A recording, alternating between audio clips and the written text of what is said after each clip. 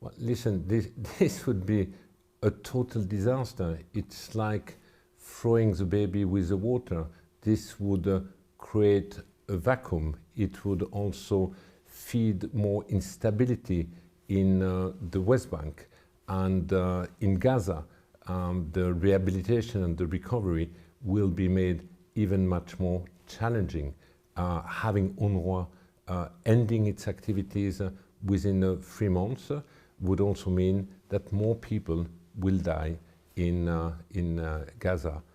There is absolutely no doubt about this. I mean, the decision is absolutely unprecedented, but it's also, unfortunately, not totally unexpected. It's a culmination of years of attack against the agency, but beyond the agency, in reality, the objective is to strip the Palestinians from the refugee status. So this bill ultimately are bills against the Palestinians themselves.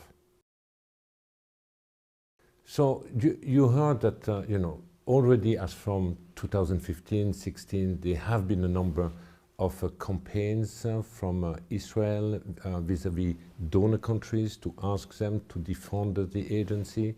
It has accelerated in 2018 when the previous US administration decided to defund the organization.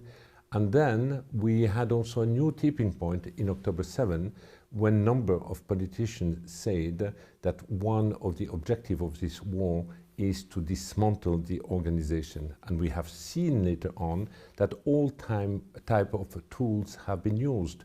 First, there have been a total disregard of UN personnel premises operation in Gaza. We had more than 230 staff being killed. More than 200 premises have been damaged or totally destroyed. Then there have been disinformation campaign at large scale intended to target Parliament all over our donor base.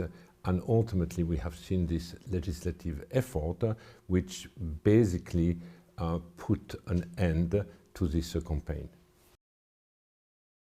Well, it all depends on how the law will be implemented.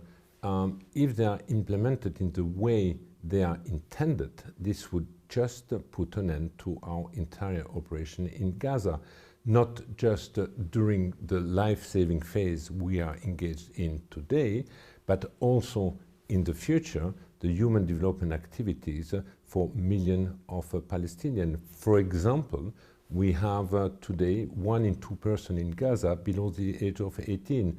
Among them, 650,000 girls and boys living in the rubble, deeply traumatized at the age of primary and secondary school. Question is, who will provide education in the absence of a functioning administration and functioning state? Only UNRWA has this capacity. So getting rid of UNRWA is also a way to tell these children that you will have no future. We are just sacrificing your education. And education is the only thing which has never ever been taken away from the Palestinians. These are all questions we will have to look at. It all depends again on how this law will be implemented. If we have a no-contact policy and whatever is related to UNRWA will be prevented, it will be more and more difficult, even impossible, to continue to operate. Now I'm seeking and mobilizing political support from the international community, but also financial support. I also do believe that the 3 months of period of grace being given to the organization is far too short, and that the agency has a key role to play in any future political transition which would lead to a lasting and fair political solution.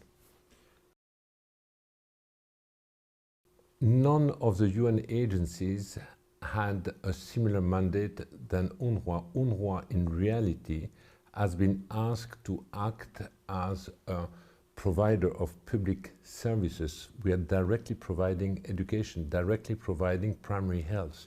There is absolutely no other UN agency or international NGOs geared to provide direct public services to such a large population.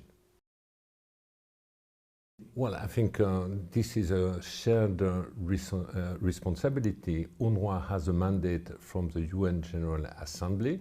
Now, the decision of the State of Israel makes it almost impossible to implement the mandate. I have to go back to the General Assembly, see the member states, and basically ask for action and guidance on how to proceed.